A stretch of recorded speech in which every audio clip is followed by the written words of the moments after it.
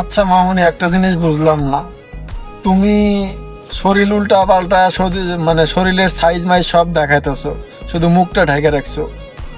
তাহলে তুমি একটা কাজ করো মামুনি, মুখটা ঢাইকা দরকার হলে শুধু মানে পুরা ফেসটা ঢাইকা পুরোটা কাপড় খুলে ওই সানি লিওন আর মিয়া খলিফার মতো ওই কাম শুরু করে দাও। সমস্যা কি? মুখ তো কেউ দেখতেছে না, এডি দেখে দেখুক, সমস্যা কি?